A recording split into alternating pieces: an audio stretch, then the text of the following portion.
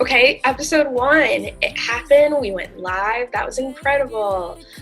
It was. There were so many things that people like gravitated towards, and that felt so good as a creator, being like, wow, okay, the shit I'm making is resonating with people. Right, absolutely. So the fact that over 100 people have already seen this in a couple of days, like, for something that started as a joke less than 2 weeks ago, feels incredible. It really goes to show that we are all having some type of anxiety, whether we're isolated, whether we still have to go out and work, whether we're just feeling the pressures and, anxious. I think a lot of people talked about this, but I've seen that phrase going around saying you're not working at home during COVID or like during a crisis. You are in a crisis working at home. Yeah, absolutely. So I think that people are really enjoying this escape. I know I'm enjoying this escape and just editing and co-producing it. So absolutely. Well, it was a fun time. In episode 2, we produced some pretty interesting dates, I would say. So here's your contestants. Have to believe it, that we can make the sun come out. Let us lose ourselves in a fairy tale. Who can say what's wrong or right? We're the only ones who can decide. Let's go meet the first two going on their date. Hi, my name is Evan. I'm 24 years old and I live in Chicago, Illinois. I am a commodities buyer. I'm just genuinely curious how people adjust to a almost purely digital lifestyle when it comes to interacting with others, and I'm curious how something like this quarantine that might last for months, how people start reacting to that, and if pure online streaming dating is even a viable option for people. Hey, I'm Kimberly. I'm 23. I live in Brooklyn, New York. I work at the Public Theater doing social media, and I came on this show because my friends told me to, because I love The Bachelor.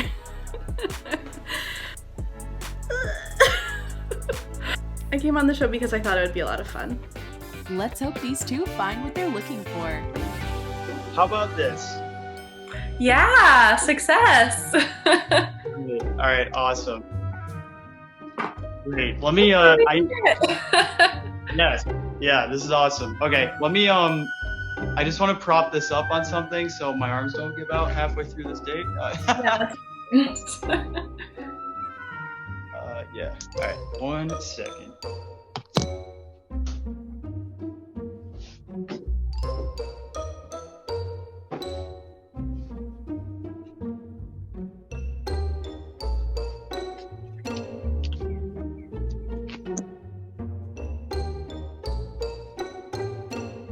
I got a big stack of books on my bookshelf. Yeah, that's exact. I have like a puzzle and a board game and 4 books. Yeah. Prompting me up right now. Oh, I think this might. I think that's perfect. Boom, there we go. Yeah, hey. Yeah, yay! Hey. So how's it going? Good. Yeah. Yourself? Do you have something to drink? I do not at the moment. Fair enough. One of my top priority quarantine snacks has been alcohol. Yeah. Every time I go to the grocery store, it's like, all right, get a case of beer. Yeah. I know what you mean. I just finished off my last stuff last night. I'm kind of disappointed, but yeah. Actually, I might have some. Hold on 1 second. Oh.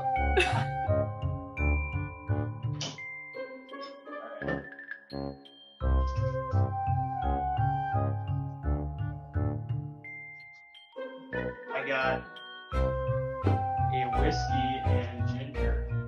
Ooh, that sounds good. Yeah. Is that your favorite cocktail? To lean into the theme. A ginger for a ginger. It's all right. It's a go-to mixed drink. I'm not sure if it's my favorite. I like whiskey sours too. Ooh, whiskey Yeah. sours. Yeah. What is your choice of drink? Tonight I'm drinking a Negroni, which is like so like hoity-toity, I feel. But I have my reasoning. So I live in New York, and here like bars and restaurants are open for takeout and delivery. And so like my favorite like local bar is doing takeout cocktails, and you can just like go and get a liter of cocktails. And so I went yesterday, and I was like, I'm doing my part to support small businesses, but I also have like fun cocktails now. Yeah, I haven't heard of a bar that you can pick up stuff from where I'm at, because I'm in Chicago right now. So I know that a lot of restaurants are open, but I don't think any of our bars you can pick up stuff in. That's well, it's not something you can like normally do in New York. It's like unique to the right. This experience, yeah. But I think they should let it be a thing now. Like, I would love to just pick up drinks at the bar and then go home. That'd be awesome.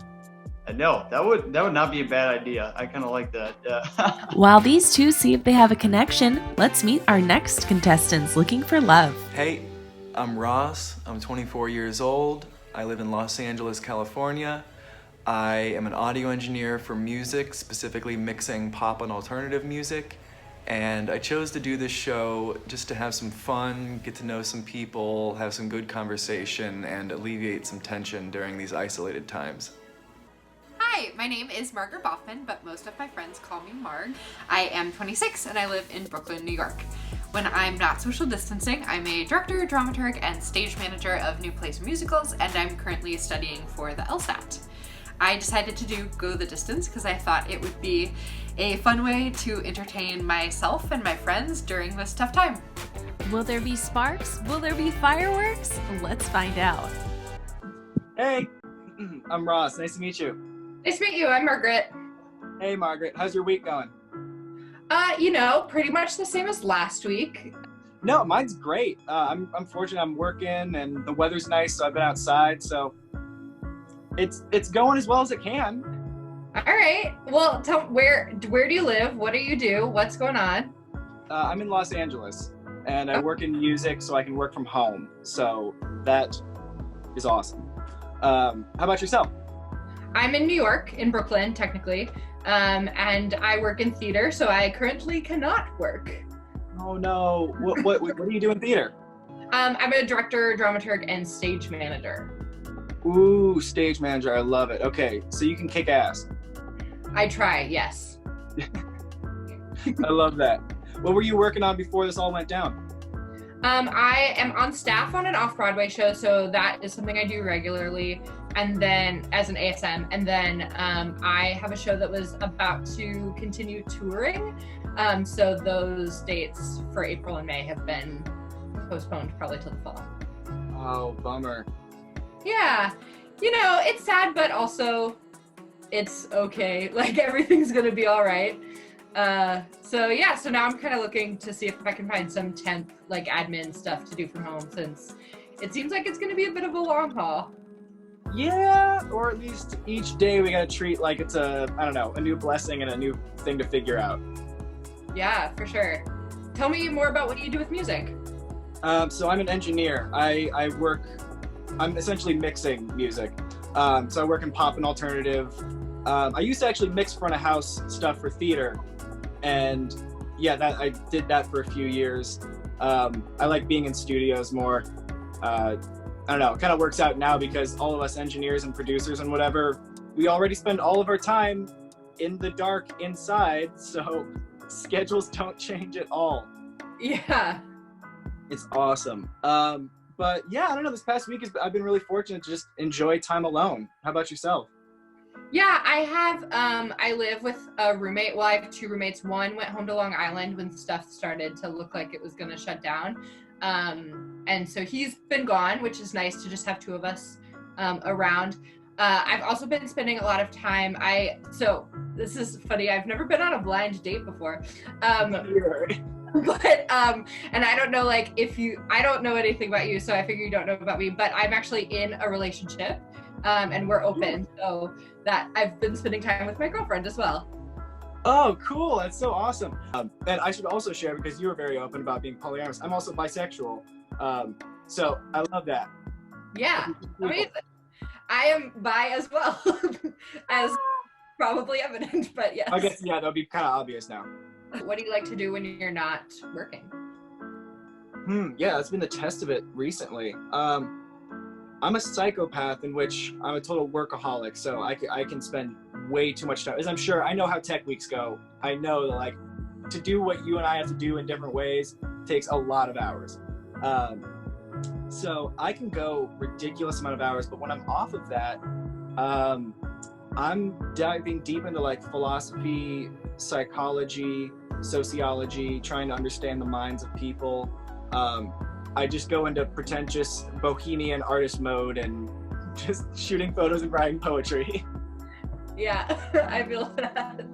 I feel like there's so many, I relate to so much of that, but definitely workaholic vibes for sure. My next project that I'm going to try and do over the course of the next few months, or however long this whole shindig goes down, is I'm going to start shooting a bunch of video clips and do it stylistically to like 8mm film.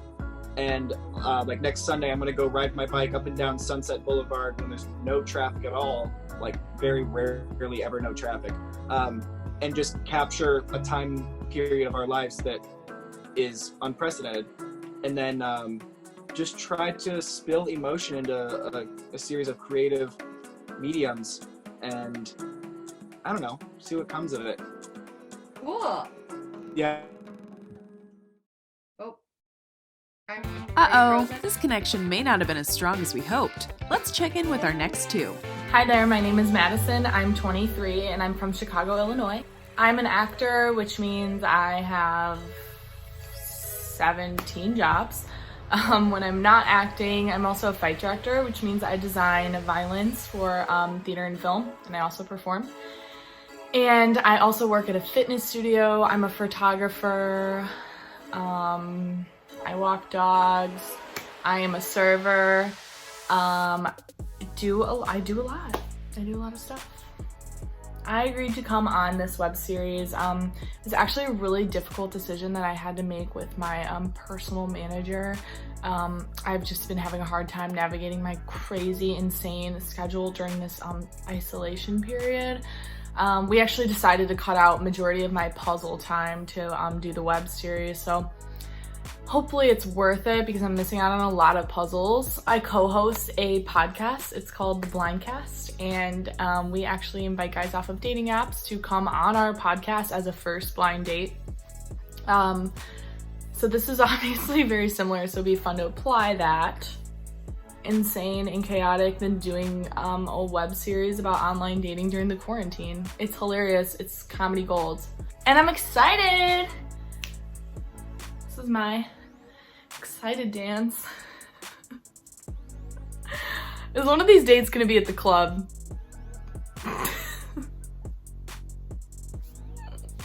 I hope so. Anyways. Also, my friend's doing it. I bullied my friend into doing this with me, so it would be cool if we both went through the same experience together and we could see how it works out for us. My roommate's making a bracket for this. Okay, bye. Madison will be going on a date with Evan. Will they find what they're looking for?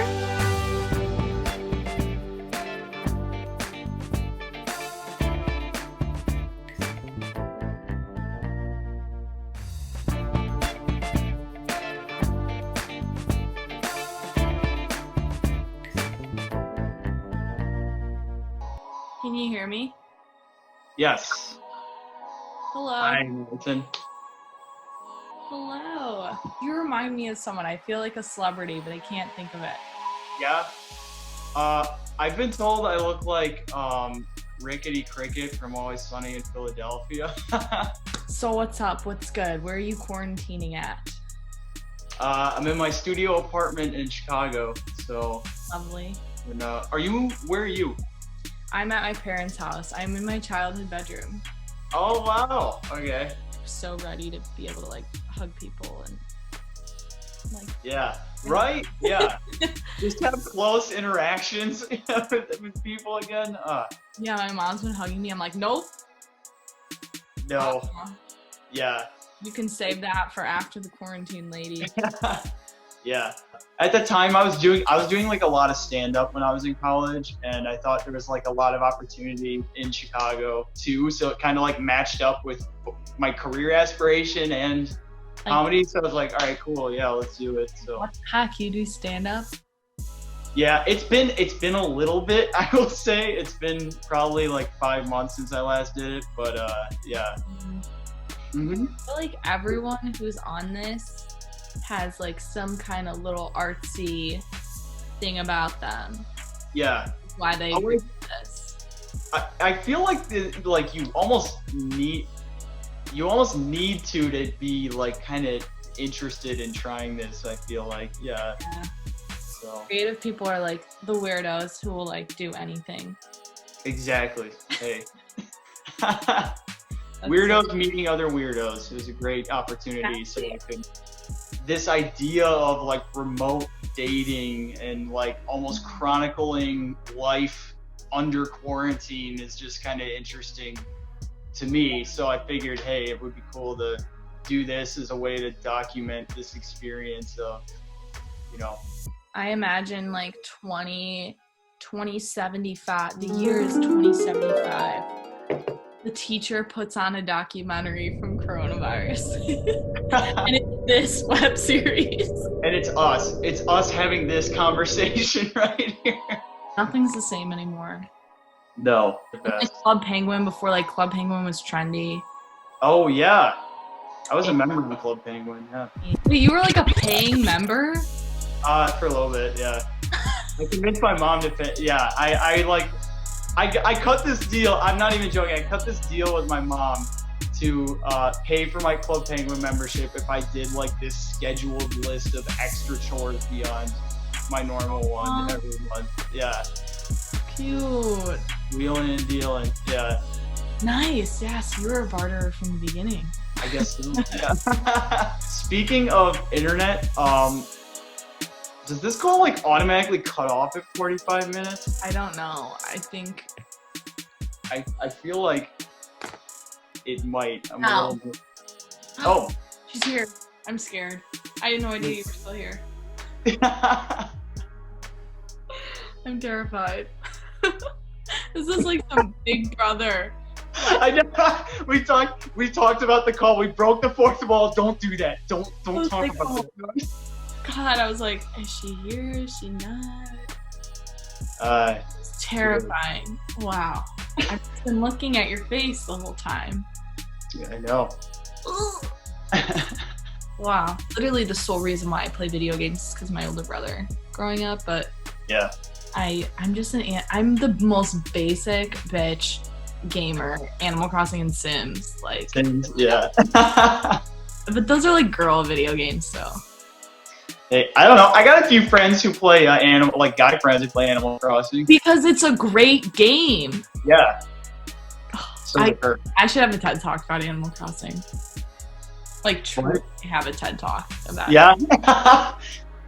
Oh, I love it so much. And the memes shoot it into my veins. I love the Animal Crossing. So great. Oh my god, I'm such a nerd. Picking up, yeah. Wow. Hey. You have a great night. Yeah, you as well. It's time to hear all about what our contestants thought of their dates. So I just had my first date with Kimberly, my first virtual date ever, but particularly she's really easy to talk to. I like her kind of bubbly personality. I think that's great. And genuinely just, she seems like she's very ambitious and grounded, which is like a cool combo. I really like that. Totally be down to see her again. So I guess we'll see. Okay, so I was thinking about my date with Ross. And I think I decided I don't want to see him again. I think I was kind of like in the middle in my reaction video and stuff and last night. But one of the things that I was thinking about is like he really didn't make me laugh at all. Oh, you love to giggle. Yeah. And I feel like I didn't get his sense of humor, like, at all. Oh, what did you guys talk about? We talked a lot about art stuff and philosophy, which are things I like talking about, but like, I don't know. I think it's weird right now too, like with COVID and everything, like. Oh, are you being cute? You're so cute. You're the only man we need, huh? Oh, so cute. I don't know how to explain it, but I feel like he's just very like he wants to like talk about art and philosophy all the time, and like not very practical. Like it seems unfair to compare him to Jackie, but like because I am in a relationship with her, but we have this bit where we'll like be doing something and then we'll be like, no, we need to do what's practical right now. Like, I'm a practical bitch. And he just felt so like in the like milieu of like thoughts and philosophy and art stuff in a way that like I like talking about those things, but like I can't be in that vibe all the time. I want to like be goofy and like Did you laugh at all on your date? I'm sure I did. Do you have any memorable laughs? I don't have any memorable laughs for my date. Wasn't your guy? He's a stand-up comedian. So, like, I'm like a laughing, I'm laughing right now. Like, do people laugh on first dates? I feel like nervous laughing. I think if you tell someone a good joke, they'll laugh. Okay. Give her a hug. Oh, are you going to give a hug? But I feel like that's a good sign of a good first date is like that you're not like feeling like you're on a first date. Yeah. Oh, that felt like such a first date. Yeah, mine did too. And I felt like I was like moving the conversation along, like it was like my job, because otherwise like it might not have moved along. Like I was asking a lot of questions. And like I love to talk, so like I had fun. But then I was thinking about it and I was like, oh, I did like all the heavy lifting. But that's not your job. That's annoying. Like I'd rather like be with someone who like is at the same like wavelength as me, like talk. Hey, just finished the first date with Margaret. Went super well, had lots of fun conversation. I really enjoyed our ability to connect on poetry and art and the meaning of like sexuality and gender identity. I don't know if I would go on another date with her. I think we would be awesome friends and throw a lot of fun ideas off of one another and share our experiences, but I don't know if I saw the spark for a second date necessarily. I just had my first go the distance date, and I thought it went really well. Evan is really, really, really sweet and genuine and loves YouTube.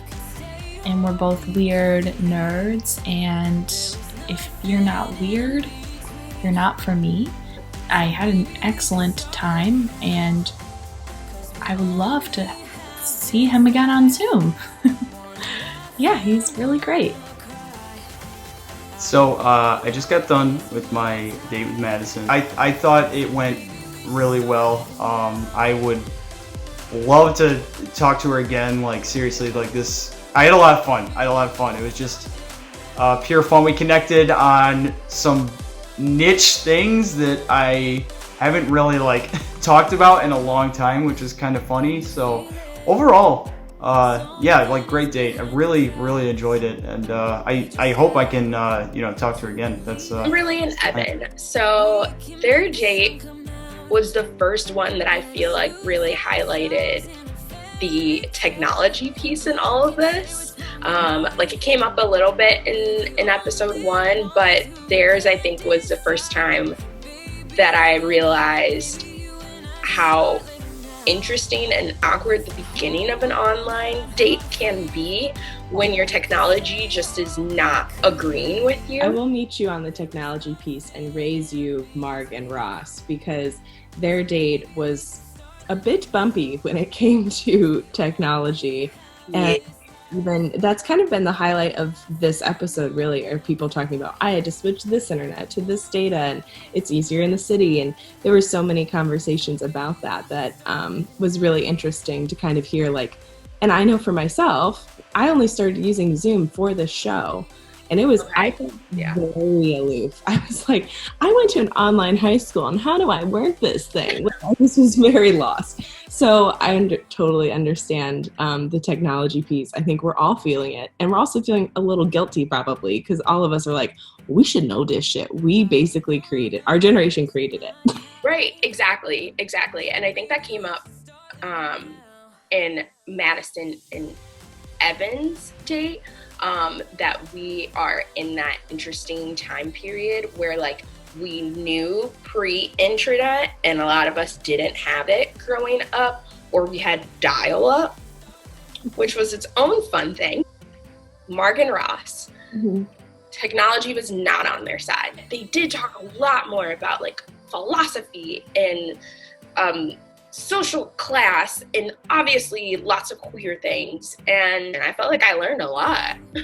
Yeah, I did too. That their date was actually really hard to edit because there were so many things that I was like, I want people in this conversation. I want people in this room, but I also cannot play the whole 40-minute date for you.